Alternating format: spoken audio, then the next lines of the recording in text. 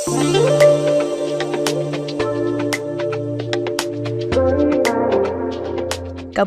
Jepara merupakan daerah ujung Pulau Jawa yang berada di Provinsi Jawa Tengah. Potensi pariwisata di Kabupaten Jepara sangat banyak, mengingat Kabupaten Jepara sendiri berada di antara tepi pantai dan bukit-bukit kecil. Jepara menawarkan berbagai macam objek wisata yang mempunyai ciri khas unik yang patut dilestarikan kepada generasi penerus. Pada sektor pariwisata mempunyai kedudukan yang cukup strategis dalam pembangunan di Kabupaten Jepara setelah sektor pertanian dan industri furniture. Pengembangan pada sektor pariwisata menjadi tekad pemerintah Kabupaten Jepara karena pergerakan wisatawan di daerah ini mampu menggerakkan roda perekonomian masyarakat sekitar, khususnya usaha kecil ataupun menengah di Kabupaten Jepara. Dinas Pariwisata dan Kebudayaan Kabupaten Jepara adalah instansi yang bertanggung jawab untuk mengembangkan potensi-potensi dalam bidang kepariwisataan di Kabupaten Jepara. Terlebih potensi-potensi yang berada di wilayah Kabupaten Jepara yang belum dikenal oleh publik, potensi wisata alamnya, wisata religinya dan kebudayaannya yang perlu dikembangkan lagi oleh pemerintah daerah Kabupaten Jepara agar lebih tertata dengan baik guna menambah daya tarik wisata di Kabupaten Jepara.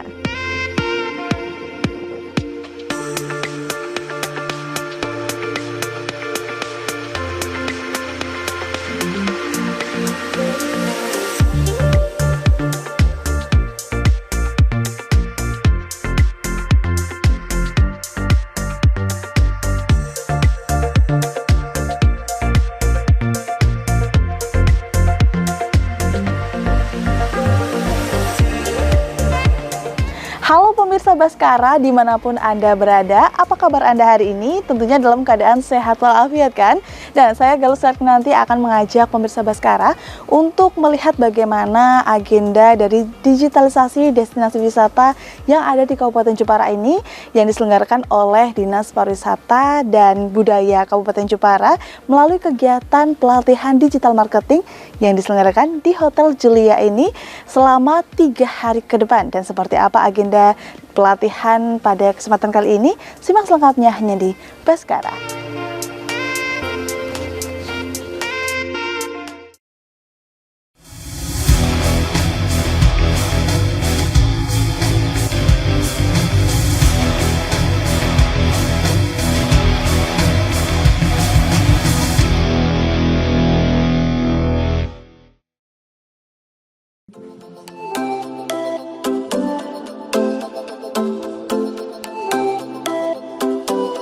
Sebagai upaya untuk mengenalkan strategi pemasaran digital yang efektif untuk menarik lebih banyak wisatawan kepada para pengelola destinasi wisata di Kabupaten Jepara, Dinas Pariwisata dan Kebudayaan Kabupaten Jepara menggelar pelatihan pemasaran digital berbasis Standar Kompetensi Kerja Nasional Indonesia atau SKKNI yang merupakan program dari Kementerian Pariwisata Republik Indonesia yang diikuti oleh 45 pelaku wisata dan digelar selama 4 hari dari tanggal 24 hingga 27 Juni 2024. Meningkatkan kemampuan pelaku pengelola wisata dalam menggunakan alat dan platform digital seperti media sosial dan pemasaran konten. Kedua, untuk strategi pemasaran efektif. Sebagai upaya untuk mengajarkan strategi pemasaran digital yang efektif, untuk menarik lebih banyak wisatawan untuk datang ke Kabupaten Jepara. Ketiga, untuk optimalisasi penggunaan media sosial, yang bertujuan untuk membantu peserta memanfaatkan media sosial untuk promosi dan interaksi dengan calon wisatawan, serta analisis data kinerja, untuk memberikan pemahaman tentang analisis data untuk mengukur efektivitas kampanye pemasaran digital. Pemirsa Baskara, Bangun Sarang Kabupaten Jepara, di sebelah kanan saya sudah bersama dengan Bu Diana Kolida selaku Ketua pelaksana ya Bu ya, dari bimbingan kali ini. Ya. Bu Diana, apa kabar Bu? Iya, panas tuh, baik Mbak, sehat. Bu, mengenai acara hari ini tuh sebenarnya bimbingan yang seperti apa sih Bu yang dilakukan? Ya. Jadi kegiatan ini bertujuan untuk meningkatkan kapasitas SDM para pelaku wisata terkait dengan digitalisasi.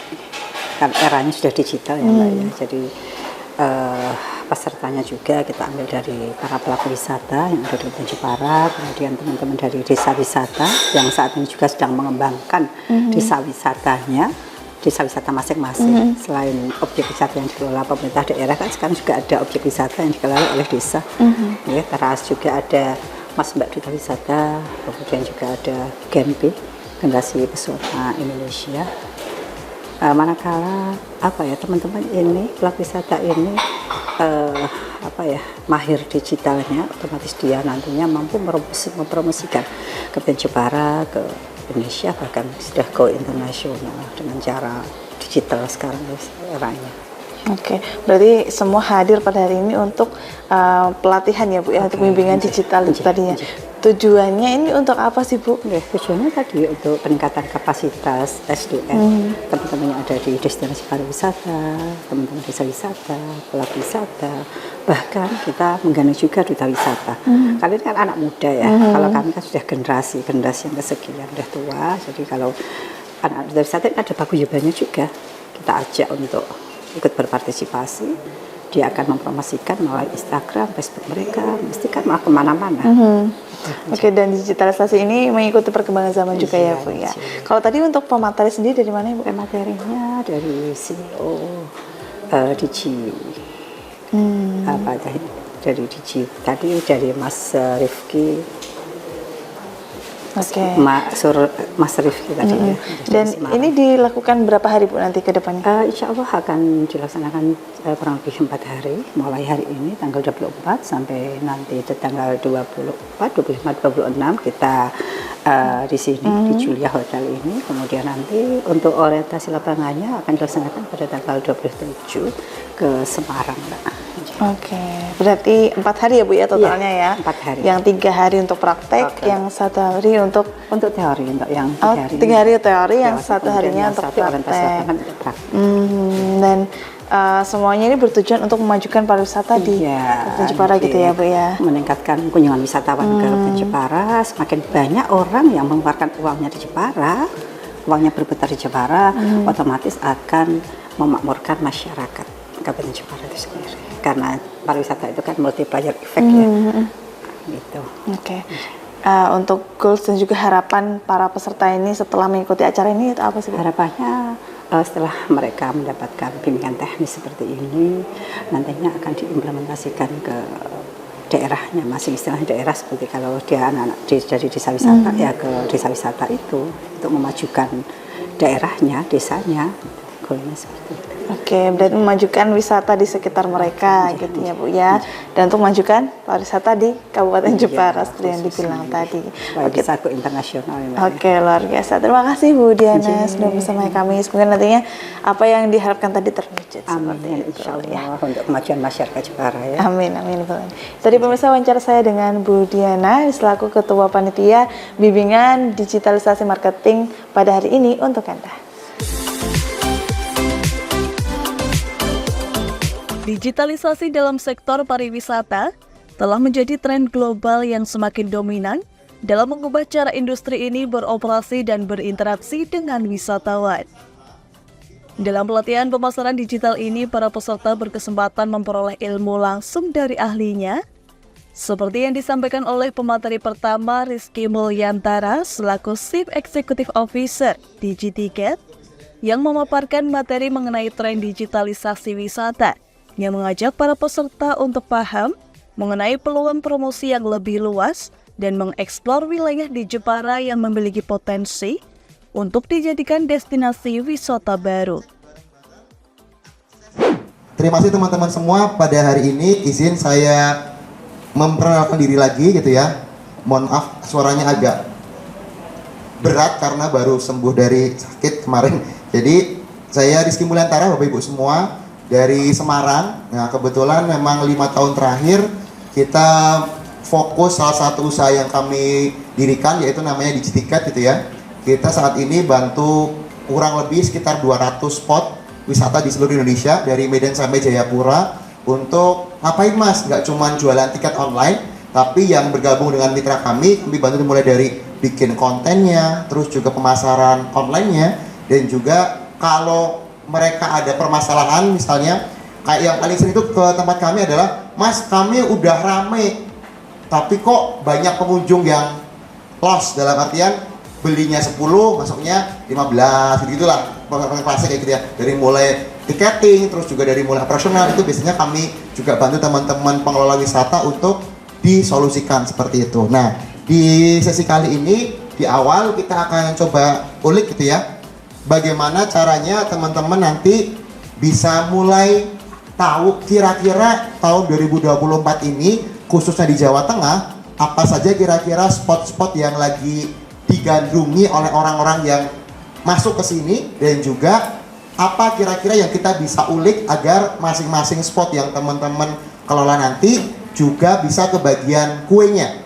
Karena harapannya nggak cuman Karimun terus, betul?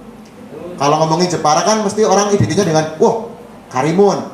Padahal kayak kemarin aja kita dari Semarang ke sini berpapasan dengan banyak bus-bus gitu ya, baik itu rombongan sekolah, rombongan mungkin karyawan yang itu pulang dari Karimun. Nah, harapannya ketika teman-teman nanti bisa muncul di online, nggak cuman Karimun yang terindeks, tapi juga teman-teman juga yang mungkin sebelum sampai sesudah pulang dari Karimun, teman-teman juga bisa ikut ke bagian kuenya kayak gitu. Nah, terus gimana sih mas trennya terbaru tahun 2024 ini? Kalau menurut datanya, teman-teman kita bisa lihat kunjungan wisatawan kita domestik itu ada di angka 100 juta lebih kunjungannya. Yang menarik adalah dari jumlah kunjungan ini, teman-teman juga bisa lihat di modulnya, ini yang jadi poin krusial adalah mayoritas kunjungan kalau di Indonesia domestik itu terjadi dari 3 waktu yang paling puncak. Kalau nggak akhir tahun, biasanya menjelang Natal dan Tahun Baru. Yang kedua itu ketika Idul Fitri, libur Lebaran. Yang ketiga, ini nih nanti libur sekolah. Nah, 3 momen panen ini usahakan teman-teman yang punya spot, yang punya destinasi, jangan sampai ketinggalan panen. Karena harapannya di 3 momen ini jadi momen memang krusial, lagi banyak-banyaknya. Kayak sekarang kami juga lagi bantu siapin banyak spot yang lagi berbenah sama-sama, bikin konten, bikin berbagai macam info agar makin banyak orang yang masuk ke masing-masing spotnya kayak gitu. Terus yang bikin menarik lagi kalau teman-teman lihat datanya adalah ternyata Jawa Tengah masuk 3 provinsi paling sering dikunjungi oleh wisatawan domestik dari berbagai macam pulau, dan jumlah kunjungannya lumayan banyak, ada 110.000 lebih yang menyasar ke area Jawa Tengah. Nah, teman-teman di Jepara punya peluang tadi, karena mayoritas wisatawan yang masuk ke Jawa Tengah itu biasanya terpecah di 2 jalur. Jalur di selatan yang dia dari Jogja, sama jalur utara yang bergerak dari Semarang. Nah, PR nanti kita akan cegat bareng-bareng gimana caranya kita bisa cegat 2 sumber utama datangnya kunjungan dari wilayah Jawa Tengah itu. Nah, terus lanjut, gimana mas kalau di Jawa Tengah sendiri kondisinya? Memang kalau teman-teman lihat, desa wisata sangat mendominasi sebaran titik atau kunjungan wisatawan yang di Jawa Tengah. Problemnya adalah kadang di desa wisata pengelolanya belum konsisten untuk dia terjun langsung full time di sana. Kenapa? Banyak case di mana kami dapat order gitu ya, dapat tamu mau kunjungan ke desa wisata, itu kalau weekend nggak ada masalah karena hampir semua pengelolanya standby.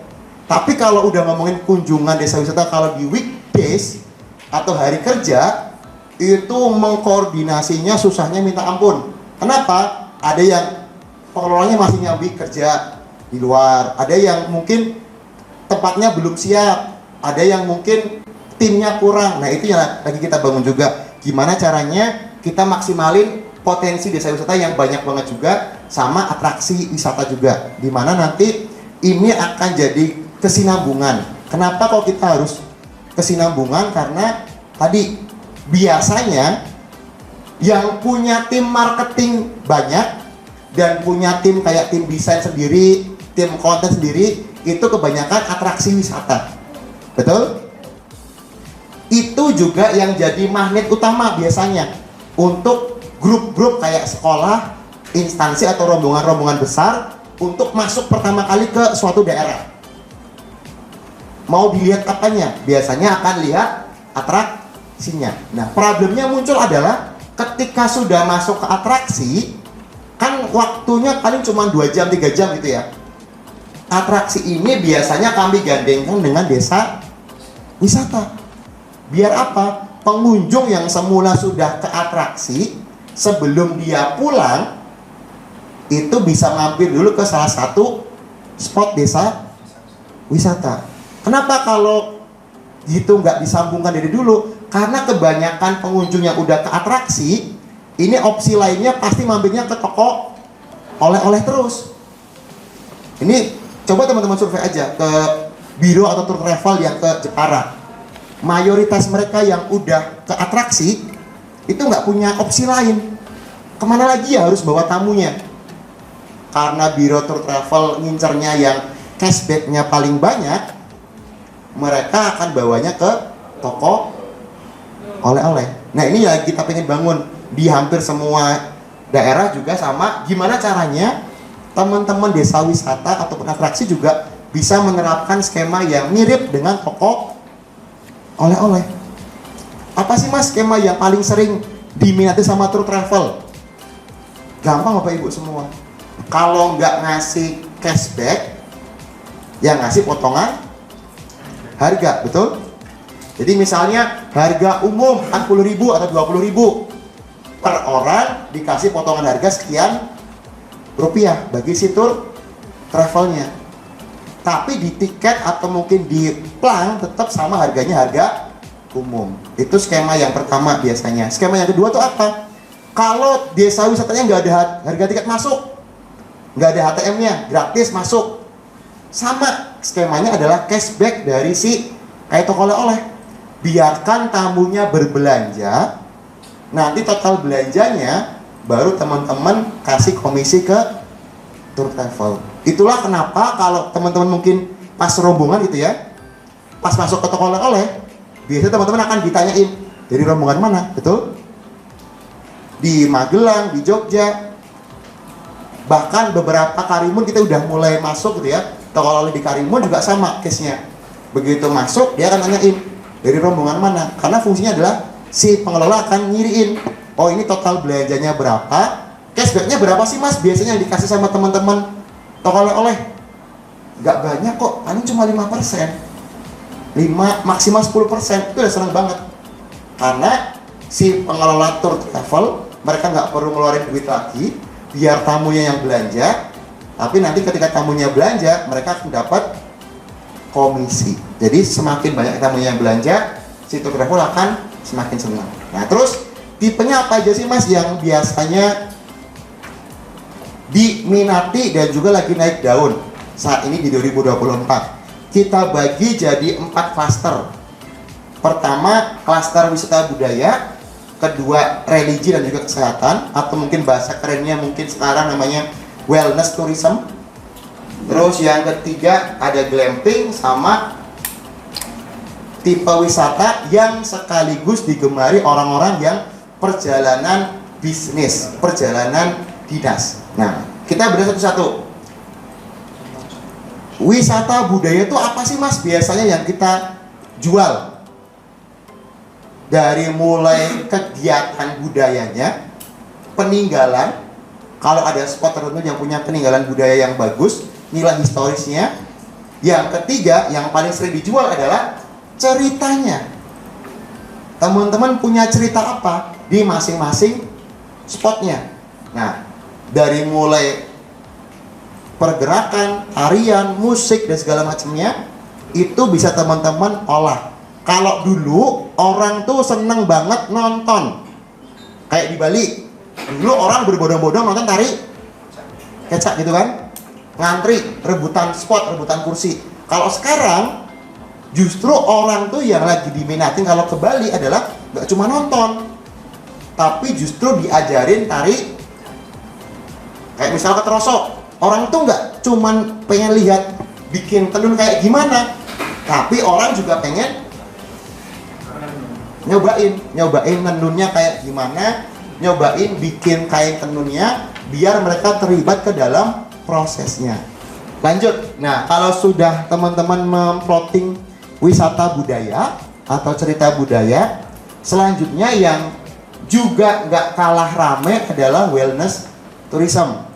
Ini kalau nggak berkaitan dengan healing jiwa, meditasi, terus juga tempat-tempat yang kayak gini. Di Bali, spot kayak gini, rebutan. Orang tuh cuma pengen di pinggir pantai, sepi, nggak ada musik, nggak ada sound yang mengganggu, duduk, diem, udah, ngapain biasanya? Kayak gini dong. Sekarang orang-orang kota dari Jakarta, dari Jogja, dari Semarang itu lagi gandrung banget nyari tempat-tempat kayak gini yang tenang, nggak ada sound. Makanya saya heran, udah pantainya bagus, banyak burung, banyak suara-suara alami, tiba-tiba pasang sound system setel dangdut, setel orkes. Itu yang kadang nggak pas dengan suasananya.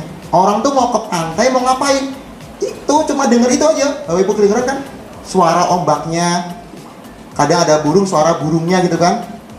Nggak perlu setel musik-musik, itu nggak perlu. Orang tuh pengen nikmatnya itunya, ketenangannya sama itunya. Itu yang bikin kenapa kok orang di sini yang populer kalau di sini ya Palm Beach. Beberapa spot yang paling gandrung ya Palm Beach itu depan. Karena di sana bisa manajemennya bisa bikin tempatnya tenang, nggak ada gangguan musik-musik dan sepi.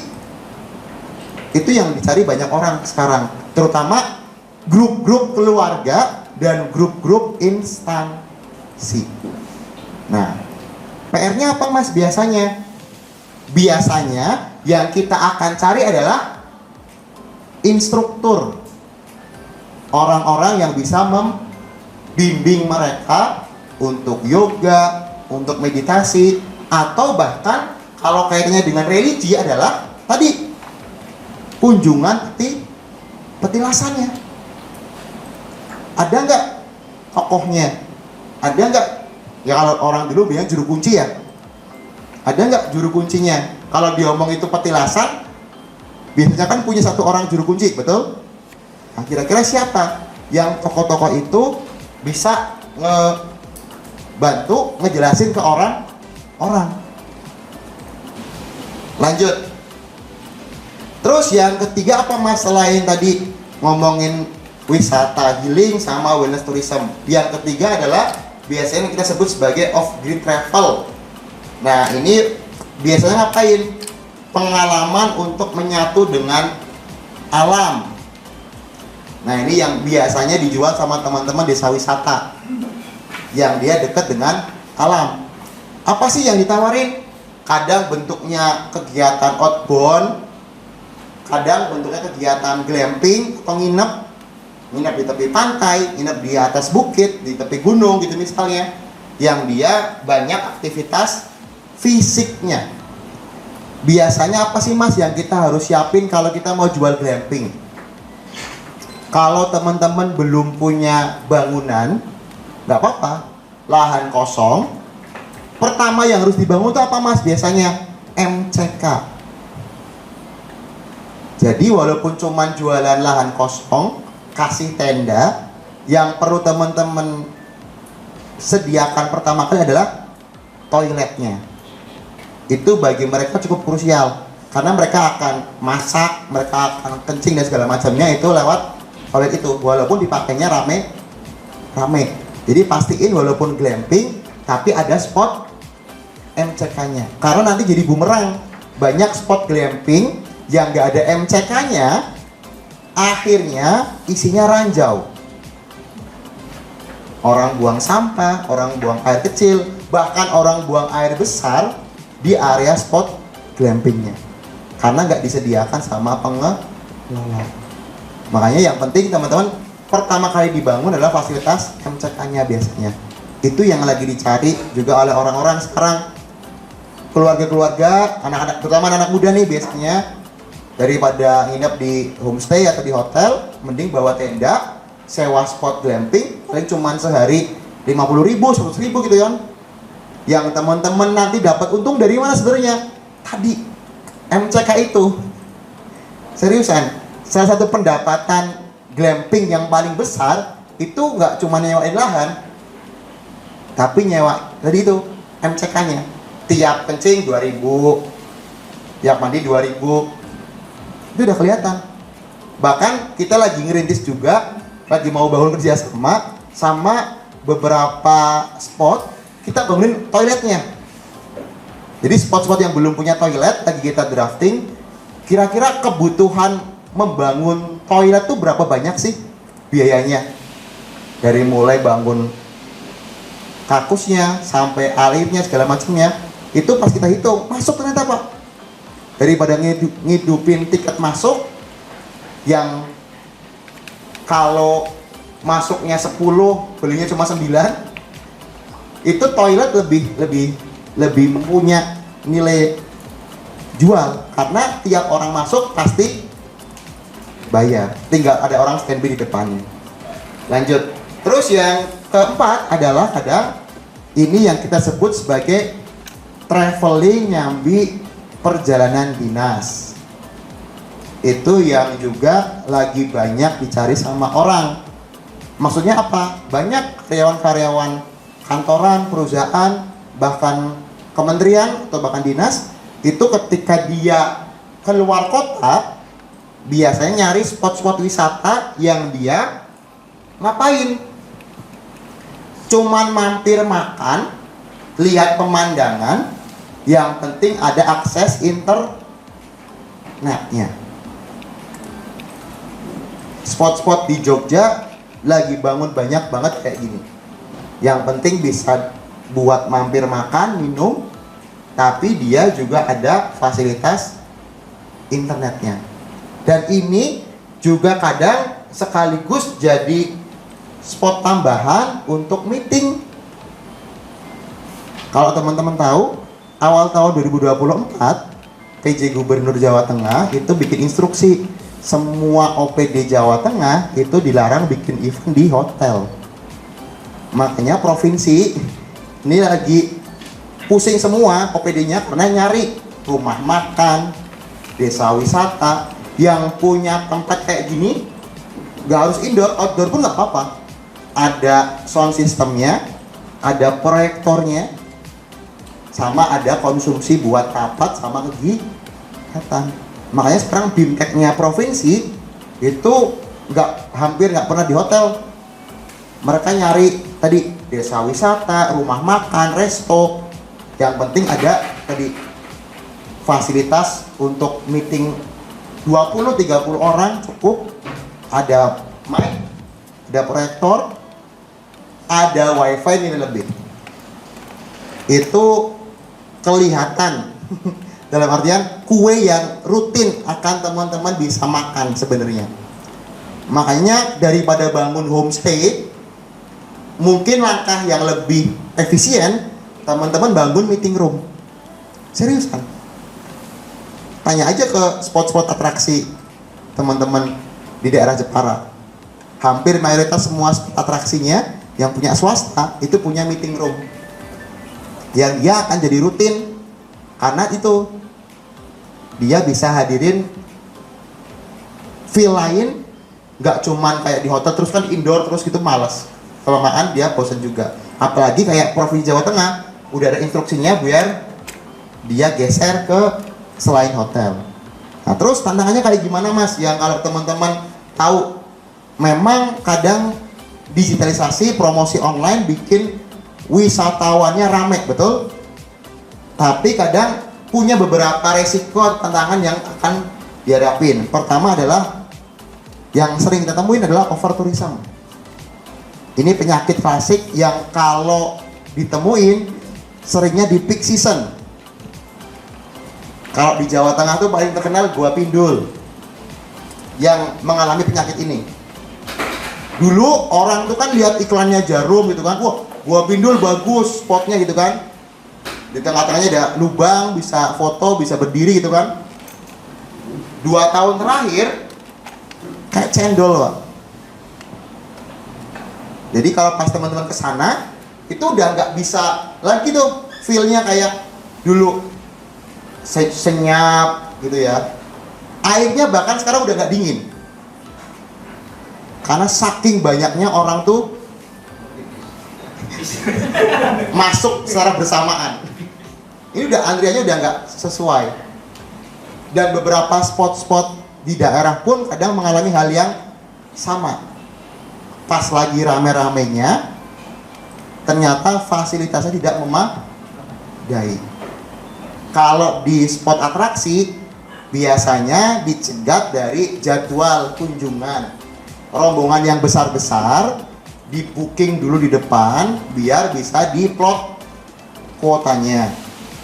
Yang keluarga-keluarga diberikan spot khusus yang dia memang nggak nyampur sama si rombongan biasanya, biar nggak kejadiannya kayak di Gua Pindul ini.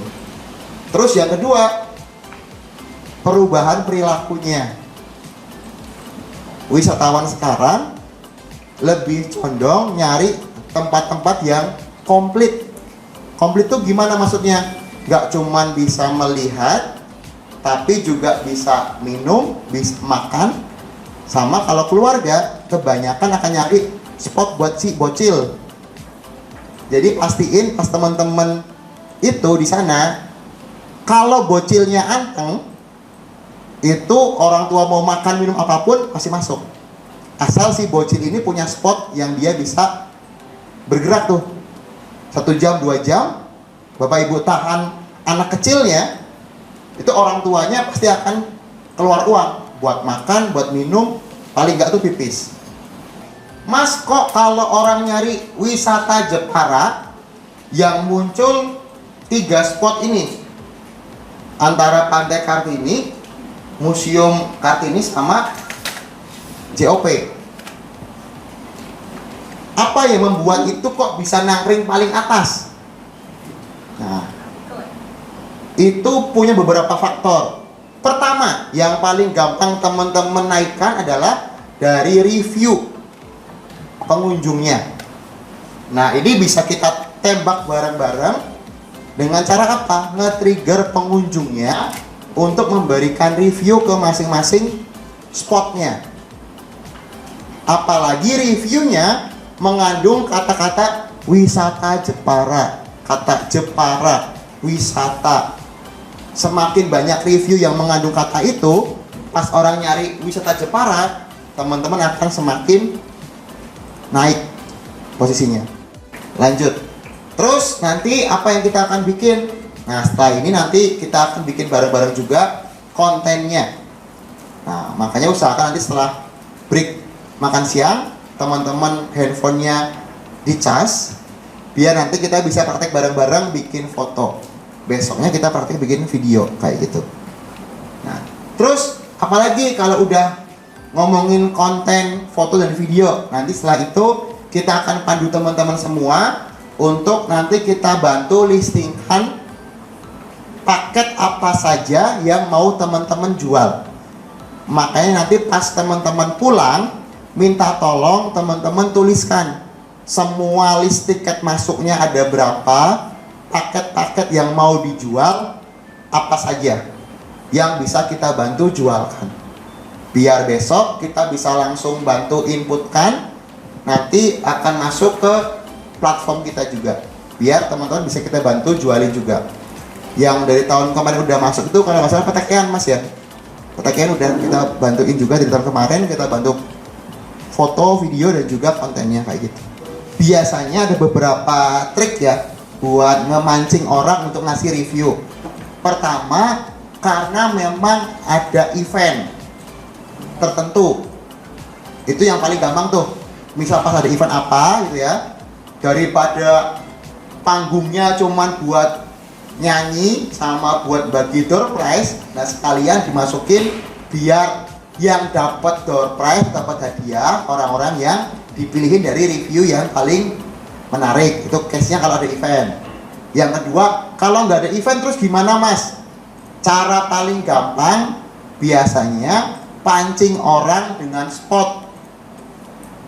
Misalnya ada spot menarik apa gitu ya, teman-teman kasih 1 atau 2 info di spotnya untuk trigger orang nge-review. Cuman tadi itu ada orang yang ke-trigger, ada yang enggak. Yang ketiga yang paling kena itu adalah memberikan hadiah orang yang review. Hadiahnya apa? Yang paling murah biasanya minuman. Kayak pantai kasih aja es teh, ngambil sendiri, yang udah review gratis es teh misalnya. Itu bagi atraksi itu gampang banget. Kan kosnya paling murah ya mbak ya. Ngasih minuman tuh kan paling murah ya kosnya. Itu daripada teman ngasih souvenir, ngasih stiker, ya itu secara hitung-hitungan biaya paling murah. Kalau itu udah hampir pasti tuh orang yang mau dapat hadiahnya dia akan review gitu. Yang keempat yang kadang sering saya temui juga, kalau ada grup rombongan, kan biasanya ada LO atau ada tour travel yang bawa gitu kan. Nah itu sekaligus dipancing buat minta mereka review. Kasihlah 1-2 hadiah sederhana oleh teman-teman semua, entah kandungan kunci, entah stiker, yang itu jadi pancingan gitu mas ya. Jadi 4 itu yang paling sering saya temuin. Memang kalau di event kan masif ya, sekali event 100 orang atau 200 orang itu kan langsung hari itu juga 200 kena tembak. Cuma tadi itu kalau nggak ada event ya kegiatan rutin yang teman-teman bisa lakuin apa, biasanya kayak gitu. Mas pakai handphone pengelola bisa nggak? Bisa sebenarnya.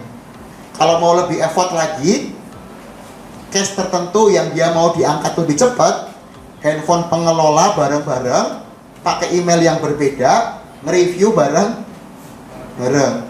Kalau itu case-nya biasanya buat tadi nalangin, kok satu spot ada 2 orang yang ngelisting, satunya pengelola, satunya tour travel misalnya. Jadi ada juga orang yang mau ke spot itu, kayak contohnya di itu, Gua Pindul. Kalau teman-teman ketik Gua Pindul, itu ada 10 sampai 15 listingan Gua Pindul. Jadi itu pas kita telusurin, ada tour travel, ada Pok Darwis, ada macam-macam lah pokoknya. Ya tergantung tadi orang tuh dapat dari mana kayak gitu. Yang penting pastikan paling atasnya itu pengelola kalau bisa, biar orang tuh nggak kecelik, terutama pas dia udah pesen tiket gitu. Nah terus nanti kita akan trigger juga. Nanti saya mau izin akan bagi link form mas ya. Ada grupnya mas? Belum ya? Nanti kita buat grup peserta hari ini rame-rame. Nanti kita bagi link form untuk, saya cuma minta detail informasinya. Kalau ke wisata mana, harus kontaknya nomor yang mana. Nanti kita listingkan bareng-bareng. Tadi salah satunya SEO juga, biar sumber yang kita punya bisa lebih maksimal. Dan kalau ada order, saya bisa langsung lempar ke nomor yang resmi. Saya nggak mau dilempar, saya lempar ke nomor vendor lagi atau nomor pihak ketiga lagi. Pelatihan pemasaran digital untuk pengelola wisata bisa sangat efektif jika diiringi dengan kemampuan editing foto yang baik. Saat ini tak perlu menggunakan perangkat komputer, namun menggunakan smartphone untuk mengedit foto destinasi wisata pun sudah dapat membuat konten lebih menarik dan profesional. Dalam pelatihan pemasaran digital kali ini, pemateri kedua Gozi Zikri selaku kreatif desainer Digiticket berbagi tips dan editing foto destinasi wisata dengan menggunakan smartphone kepada 45 peserta pelaku wisata di Kabupaten Jepara. Menurutnya, foto memainkan peran penting dalam promosi wisata karena memiliki kekuatan visual yang dapat menarik perhatian dan mempengaruhi keputusan calon wisatawan. Gitu. Tadi kan sudah dijelaskan sama Mas Rizky ya, jadi tentang pemasaran digital gitu ya. Dan sekarang kita masuk ke materi fotografi. Besok videografi jadi mas? Jadi? Videografinya besok. Jadi dibagi menjadi 2 part. Pertama-tama saya mau memperkenalkan diri dulu. Nama saya Gus Sisi Gerbani. Saya juga timnya dari Mas Rizky. Saya memegang di bidang kreatif designer di Dikitiket. Nah, selama alhamdulillah udah 7 tahun di bidang multimedia, ya desain grafis, kemudian foto, video, editor, pokoknya paket komplit. Kalau di swasta itu nggak ada fotografer 1 orang, videografer 1 orang, nggak ada, paket komplit pasti. Dan gajinya cuma 1 ya, sekali doang. Burungan all-in pokoknya. Nah, pengalaman saya pertama saya di perhotelan, saya pernah kerja di perhotelan, terus pernah juga di brand fashion, pernah juga di produk barang pecah belah, barang-barang rumah tangga, dan sekarang di pariwisata.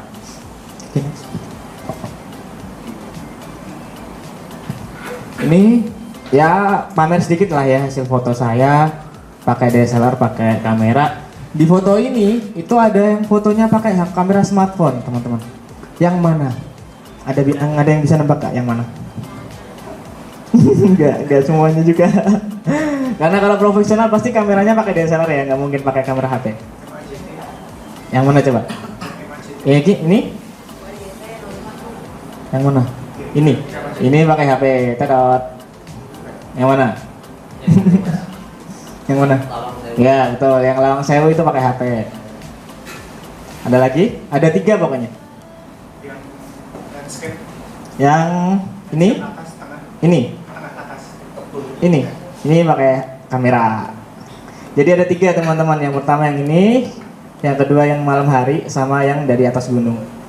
Jadi kalau naik gunung kan nggak mau pakai kamera kan berat juga. Kalau zaman dulu pakainya kan saya pakai yang versi yang DSLR Canon 7D atau 60D itu kan yang berat banget. Kalau sekarang kan pakai yang mirrorless ya, udah lebih ringan.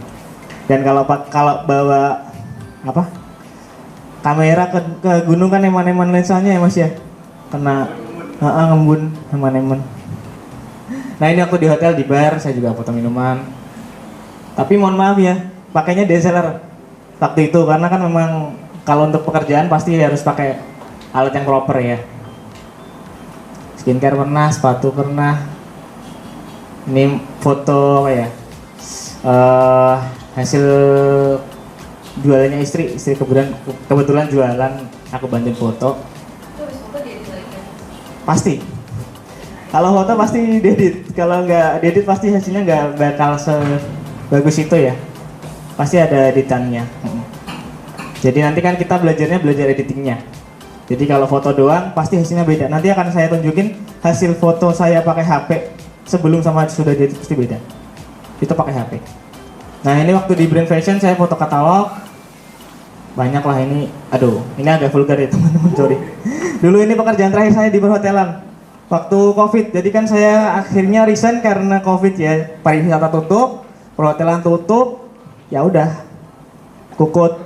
Nah ini terakhir saya bikin promo untuk BFA, isi work from home. Ya lumayan lah dapat dikit-dikit, lihat dikit-dikit. Nah ini kalau ini yang komunitas. Jadi kalau di Semarang, kalau misalkan teman-teman ada yang memang tertarik di fotografi itu di Semarang ada komunitasnya teman-teman. Tiap Sabtu itu atau Minggu biasanya ada kegiatan hunting foto, model apa gitu, banyak temanya macam-macam, bisa jadi bahan buat latihan gitu sama portfolio. Ya, prewed pernah. Terus mana lagi? Kadun nih mas. Prewed pernah ya kayak gini lah. Nah, masuk materi ya. Sampai sini tadi pamer doang.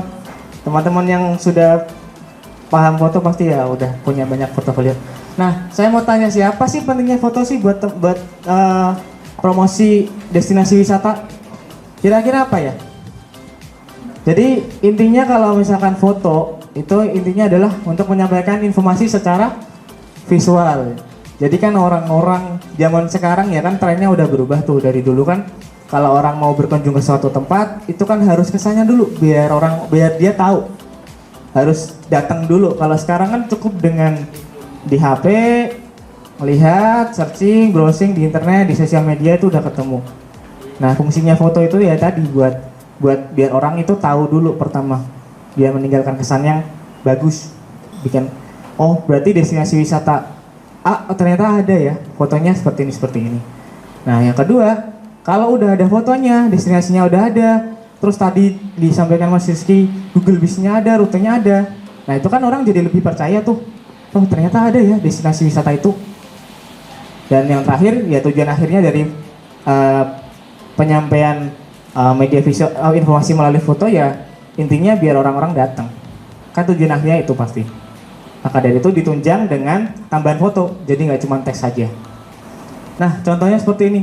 Saya punya contoh, ini desa wisata ya kebetulan. Desa wisata Lerep, saya searching. Nah, kalau teman-teman sudah banyak upload foto, dari tadi yang ulasan itu juga fotonya diuploadin banyak, itu kan bakal muncul di pencarian Google tuh. Nah, semakin banyak fotonya, itu akan semakin banyak jejak digital teman-teman. Nah, dengan banyak jejak digital, orang-orang juga bakal lebih tahu, lebih banyak kesebar. Maka dari itu tadi yang ada yang tanya, kalau diposting di mana Mas enaknya di Google dulu atau di Instagram dulu atau di TikTok dulu? Tadi kan jawabannya Mas An sama, intinya di semua platform. Karena di semua platform itu segmennya beda-beda. Kadang ada orang-orang tua itu lebih suka main Facebook. Ada yang orang-orang yang mungkin cuman bisanya pakai internet juga ada. Nah, maka dari itu semuanya juga harus diposting di semua tempat, semua lini harus dimasukin. Cuman mungkin kalau lebih tepatnya adalah prioritasnya ya Mas ya. Bukan milih, tapi lebih tepatnya prioritasnya seperti apa. Next Mas. Tadi sudah dijelasin ya, saya mau jelasin ternyata sudah dijelaskan Mas Aan. Intinya yang penting gimana caranya ketika teman-teman ketik destinasi wisata teman-teman itu muncul di Google. Intinya itu dulu. Kalau belum muncul, keywordnya salah pun juga nanti gak akan muncul. Contoh, lanjut lagi Mas. Yang saya repoti. Nah, kayak tadi ya sudah dijelasin Mas Aan. Untuk sosial media juga sama. Nah, saya ngasih tambahan sedikit untuk sosial media ya. Jadi kalau teman-teman udah punya sosial medianya, si pengelola itu udah ada sosial medianya, Mbak, udah ada sosial medianya ya. Saya tadi sempat lihat yang untuk GoFast Travel sudah aktif, sudah bagus, informasinya sudah terlampir, mungkin tinggal. Justru kalau sekarang, kalau setahu saya untuk Instagram tuh malah lebih banyak garajinya. Kalau ini sekalian saja ya. Kalau Instagram sekarang tuh kalau nggak salah ya, saya nggak tahu kalau update sekarang. Algoritmanya tuh dia kayak bola salju. Jadi kalau semakin banyak posting dia semakin ada antriannya gitu Mbak. Kecuali kalau nggak rutin dia muter. Dia ada antriannya gitu loh. Antrian ketika ditampilin di khalayak umum.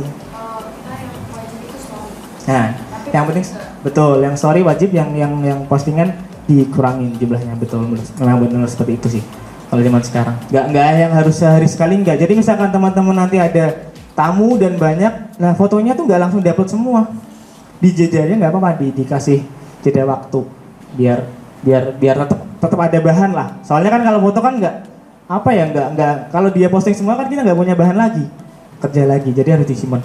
Nah, yang penting kalau di Instagram, katakanlah ya ini Instagram dulu karena memang dia kan lebih fokus ke foto ya. Ditampilin detailnya Mas. Jadi yang teman-teman tadi sudah list destinasi wisatanya itu karakteristiknya apa? Misalkan ada edukasi wisata, ada mungkin wisata petik buah, wisata untuk anak-anak untuk motong bulu domba, bulu kambing, itu ditampilin aja, dijelasin, bukan cuman edukasi wisata edukasi, tapi kita nggak tahu edukasinya apa. Jadi informasi itu akan sangat penting selain foto ya. Jadi informasi itu akan sangat penting. Termasuk yang tadi udah dijelasin yaitu nomor HP dan lain sebagainya. Terutama HTM biasanya yang paling orang butuhin itu fotonya bagus, alamatnya jelas, ada nomor yang bisa dihubungi, sama tiketnya atau HTM-nya berapa. Kalau beberapa informasi itu udah kelihatan semua, orang-orang juga akan lebih gampang untuk mengakses ke sana. Maka dari itu tadi yang Google Business juga harus diperbaiki ya, harus dilengkapi lagi informasinya. Tadi udah dijelasin juga yang untuk ulasan itu sama. Cheatingnya ya tadi Mas, mungkin kalau misalkan desa wisata yang ngajak warga desanya untuk ulasan sendiri-sendiri, kan itu kan beda orang. cheatingnya gitu. Jadi warga desa yang ketika waktu kumpul RT katakanlah, Mas aku jual tolong review itu masih bisa masuk daripada mungkin beli gitu. Soalnya kalau beli follower itu bisa juga.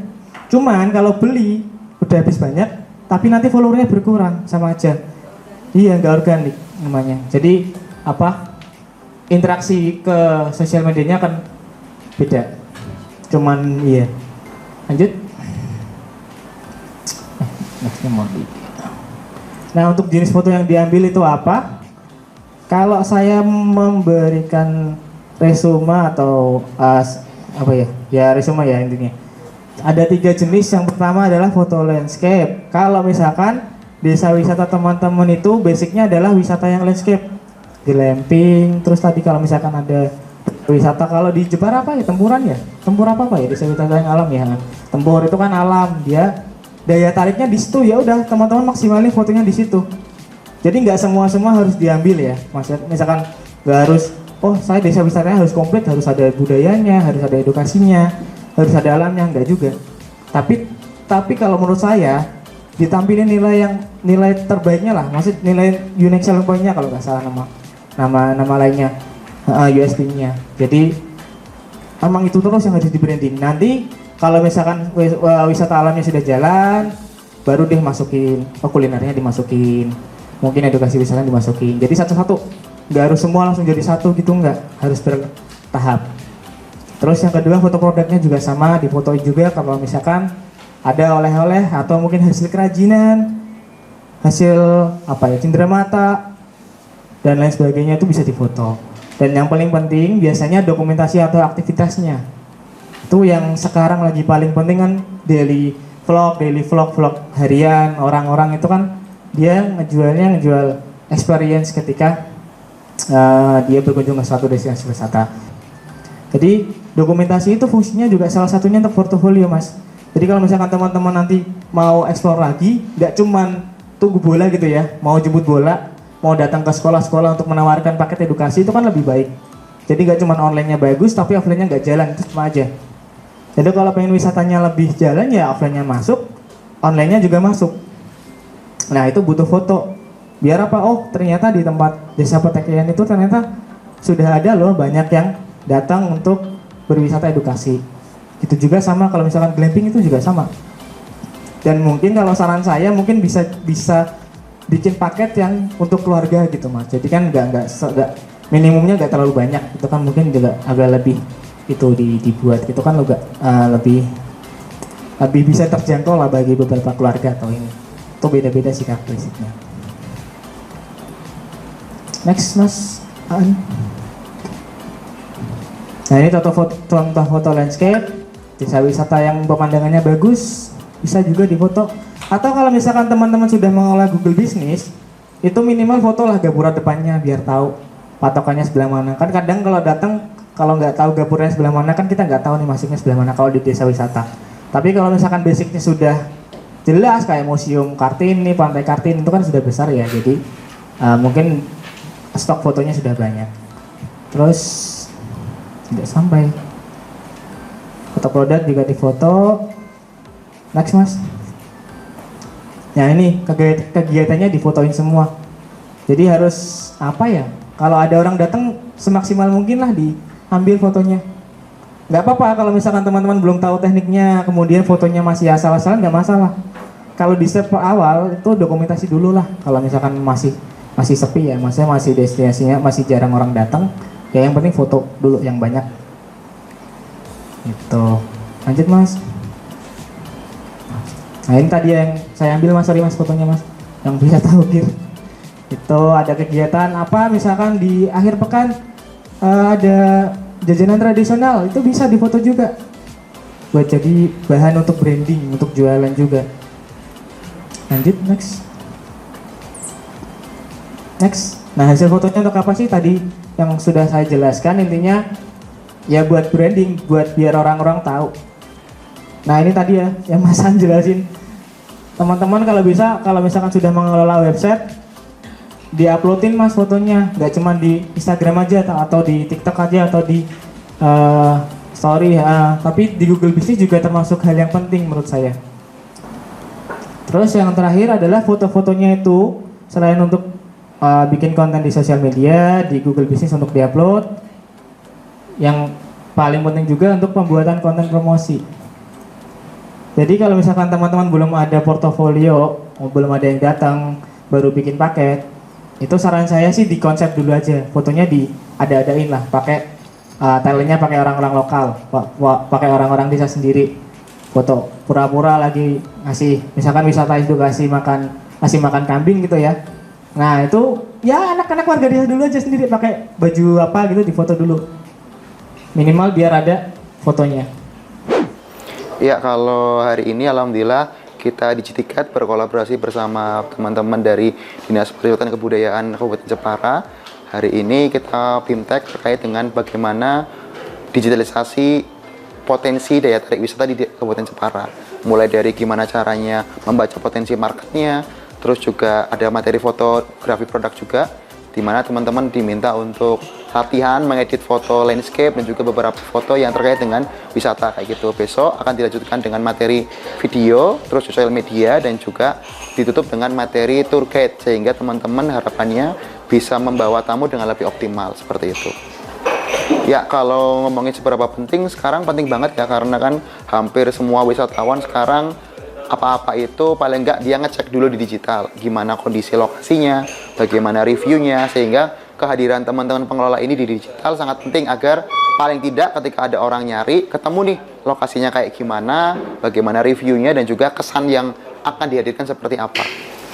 Sebenarnya sudah bagus banget sih Mbak kalau untuk pemasaran ya, karena memang beberapa peserta memang sudah memiliki kemampuan di bidang fotografi dan sebagian besar sosial medianya sudah aktif. Jadi memang, dan mereka pun juga antusias banget kalau waktu-waktu ikut dari acara hari ini. Ya, poin utama sebenarnya adalah target marketnya mereka. Teman-teman dari pengelola sebenarnya pengen menarik target market seperti apa. Itu yang nanti akan menentukan bagaimana tipe kontennya, terus juga bagaimana kita hadir di masing-masing platform. Misalnya katakanlah kalau target marketnya keluarga usia 35 tahun ke atas, mungkin akan jauh lebih optimal kalau kita secara di Facebook, karena di sana ngumpulnya orang-orang 35 tahun ke atas. Kalau targetnya anak-anak muda, mungkin lebih cocok kalau kita bikin konten di TikTok atau Instagram kayak gitu. Ya, kalau harapan dari kami jelas teman-teman harapannya bisa praktek semua gitu ya, karena nggak ada hal lain yang lebih menyenangkan dari kita ketika mengajarkan sesuatu, teman-teman bisa praktek langsung dan terutama bisa berdampak sesuai dengan jumlah kunjungannya yang makin meningkat dan juga pendapatan dari masing-masing tempat wisatanya yang makin meningkat, seperti itu.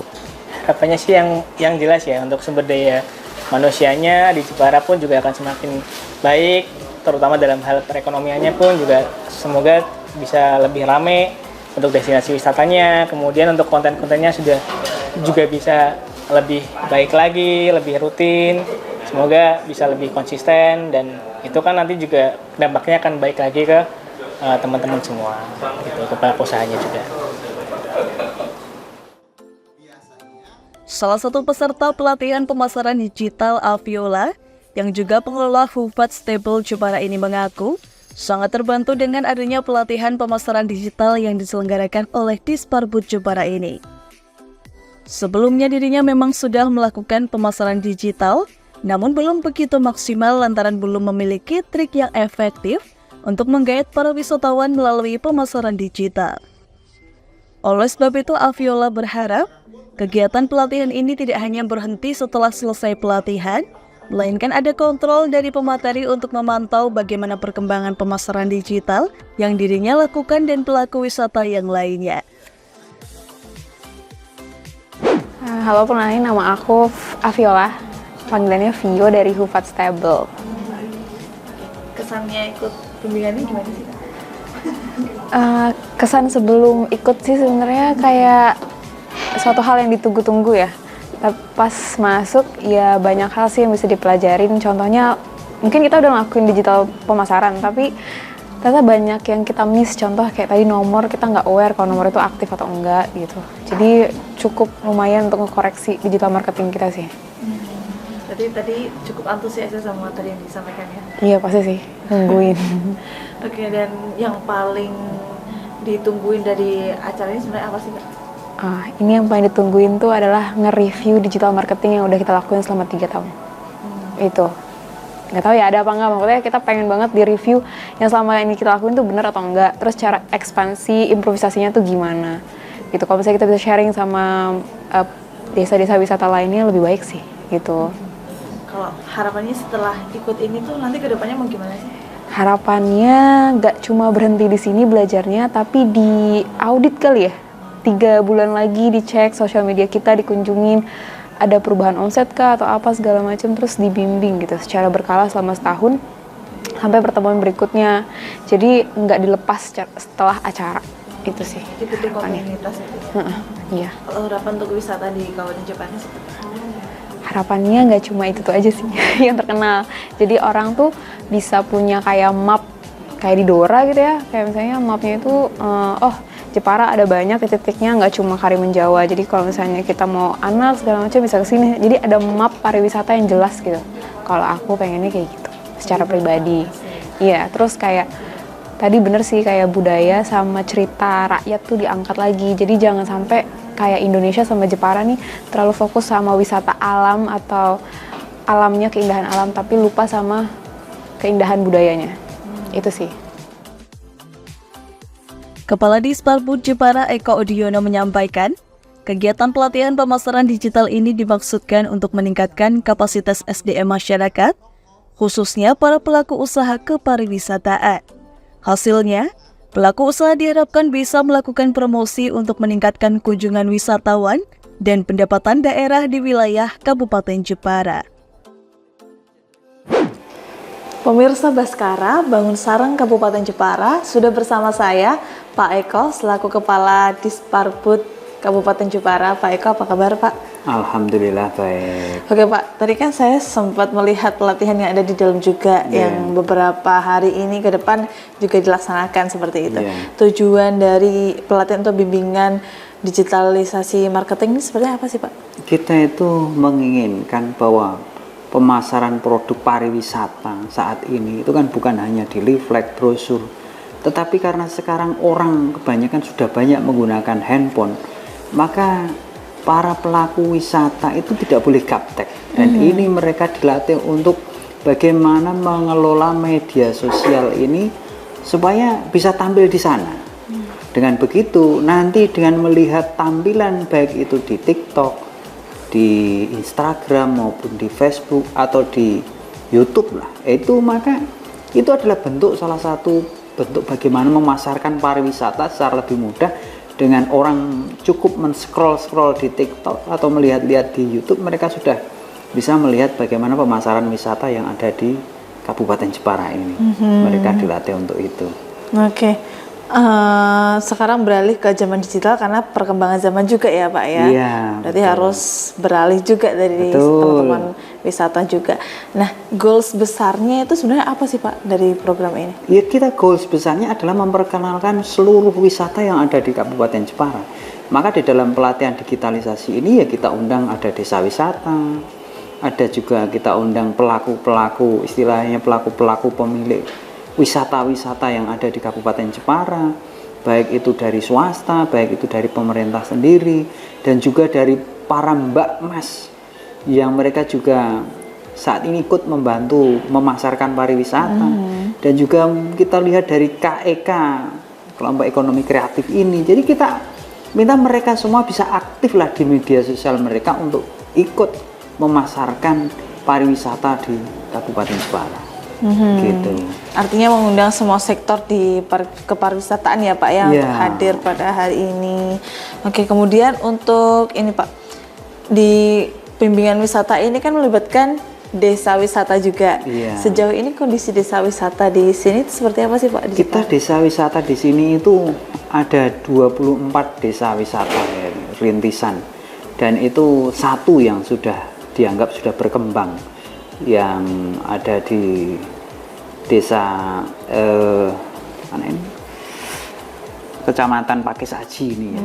Nah, ini desa ini sekarang hanya satu-satunya. Sebenarnya ada 4 desa yang kita ajukan untuk memasuki desa wisata berkembang, akan tetapi yang di ini kan baru 1. Jadi itu kan kita itu desa Pelajan, ini kan kita sudah kita usulkan, ada 4 desa yang kita usulkan untuk menjadi desa wisata berkembang, yaitu Troso, Tegal Sambi, Petekean, dan Pelajan. Untuk bisa menjadi desa wisata berkembang, itu mereka harus mempunyai paket wisata unggulan, begitu. Dan dari 24 desa yang ditetapkan, karena memang 24 desa ini desa rintisan, desa wisata rintisan, mereka juga berusaha untuk bagaimana membuat paket-paket wisata. Namun yang memang saat ini sedang berkembang dan memang sedang diajukan untuk desa wisata berkembang, 4 itu baik di Troso itu juga sudah ada paket wisatanya, Tegal Sambi juga sudah, Petekian sudah, dan Pelajan sudah. Dan saat ini yang memang masuk menjadi desa wisata berkembang baru Pelajan. Jadi kita memiliki 23 desa wisata rintisan dan 1 desa wisata berkembang.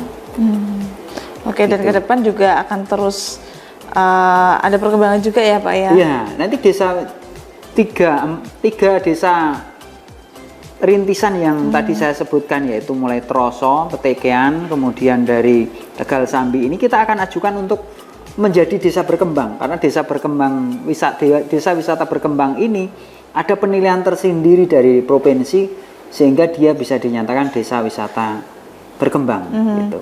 Jadi dari rintisan nanti naik berkembang nanti naik kepada mandiri. Kalau mandiri itu betul-betul memang sudah mampu untuk mendatangkan wisatawan, mampu mengelola objek wisata tersebut secara profesional dan seterusnya. Nah ini masih desa rintisan seluruhnya rata-rata, dan 1 yang sudah mulai agak berkembang yaitu di Pelajan. Adanya desa wisata ini sejauh ini berdampak kepada ekonomi Kabupaten Jepara ini sejauh mana sih Pak? Desa wisata ini diharapkan nanti kan para wisatawan bisa langsung ke sana, kemudian menikmati wisata yang ada di sana. Contoh umpamanya saat ini yang ada di Pelajan ini, beberapa objek-objek wisata yang digabungkan, baik objek wisata kebudayaan seperti adanya pura, adanya adat istiadat masyarakat, terus digabungkan lagi dengan keindahan alam yang ada di sana, kemudian di sana juga ada kali bening, dan juga makanan-makanan tradisionalnya, itu semuanya digabungkan menjadi satu paket wisata yang memang kalau untuk Pelajan memang sudah bisa dijual, dan kerjasamanya itu kalau wisata itu ada jeep yang dari sini, jeep dari sini dibawa ke Pelajan, dan di sana masyarakat itu bisa bergaul dengan masyarakat, berinteraksi dan menikmati pemandangan alam. Jadi dari laut terus dibawa ke naik gunung, dan itu sudah terjadi komunikasi seperti itu. Makanya desa Pelajan menjadi desa yang berkembang, bisa dikoordinasikan dengan pelaku-pelaku wisata yang lain. Oke, dan sekarang untuk mengembangkan desa wisata ini juga butuh digitalisasi tadi ya Pak ya? Iya, betul. Jadi untuk digitalisasi ini kan merupakan cara terbaik dan termudah untuk membuat suatu tempat destinasi itu menjadi viral. Karena yang namanya wisata itu kan bukan hanya sekedar destinasi objek, tetapi juga budaya itu kan juga daya tarik juga. Dan dari sanalah kalau semuanya kita mau memviralkan baik itu budaya, baik itu destinasi wisata, maka paling cepat dan paling baik saat ini ya gunakanlah media sosial, baik itu TikTok, baik itu Instagram, Facebook, apalagi kalau bisa sampai ke YouTube malah bagus. Sekarang kita gerakkan, ayo jangan gaptek, kenali Jepara dan bisa mencintai Jepara. Oke, luar biasa. Dan juga melalui program bimbingan ini juga salah satunya cara untuk meningkatkan wisatawan di Kabupaten Jepara ini ya Pak ya? Iya, betul.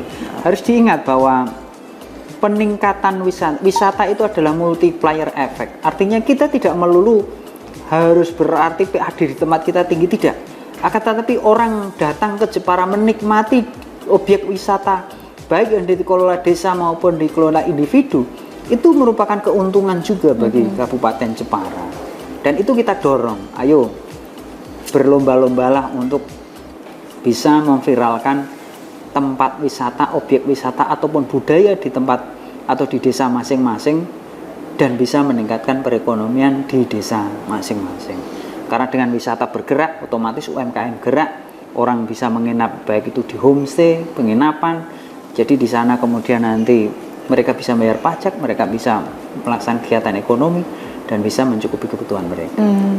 gitu. Oke, dan ini Pak, terakhir untuk pesan-pesan kepada para peserta yang hadir pada hari ini untuk nanti mungkin mengaplikasikan ilmu yang telah didapatkan hari ini. Ya, bagi peserta kita mengharapkan monggo salah satu hal yang mensukseskan Anda semua itu berhasil dalam pelatihan ini adalah akun panjenengan baik di TikTok, di YouTube, di Facebook itu mempunyai subscriber yang banyak, mempunyai like yang banyak, dan mempunyai pengikut yang banyak. Maka secara otomatis panjenengan seluruhnya ikut memviralkan apa yang ada di Kabupaten Jepara ini secara baik.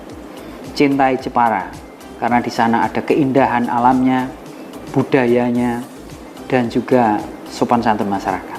Oke, luar biasa. Dan semua orang punya peran untuk meningkatkan wisata di Kabupaten Jepara ini ya Pak. Ya. Terima kasih Pak Eko, sebelumnya saya di Melingkar TV. Dan itu tadi pemirsa wawancara saya dengan Pak Eko selaku Kepala Disparbud Kabupaten Jepara untuk Anda. Dinas Pariwisata dan Kebudayaan Disparbud Kabupaten Jepara menutup acara pelatihan pemasaran digital yang diselenggarakan dengan observasi lapangan atau OL bertempat di Delawopak, Desa Gondosuli, Kecamatan Tawangmangu, Kabupaten Karanganyar, Provinsi Jawa Tengah. Dengan ditutupnya acara ini, Disparbud berharap pelaku wisata dapat mengaplikasikan keterampilan dan pengetahuan yang telah mereka peroleh selama pelatihan ini. Dengan pemahaman yang lebih baik tentang pemasaran digital, pelaku wisata diharapkan mampu memanfaatkan teknologi untuk mempromosikan destinasi wisata mereka dengan lebih efektif dan dapat membangun serta memperkuat brand destinasi wisata di Kabupaten Jepara. Dengan promosi yang konsisten dan profesional, diharapkan Jepara dapat dikenal luas sebagai tujuan wisata yang menarik dan beragam. Dengan meningkatnya jumlah wisatawan diharapkan terjadi peningkatan pendapatan bagi pelaku usaha lokal. Hal ini akan berdampak positif pada perekonomian daerah, menciptakan lapangan kerja baru, dan meningkatkan kesejahteraan masyarakat di Kabupaten Jepara.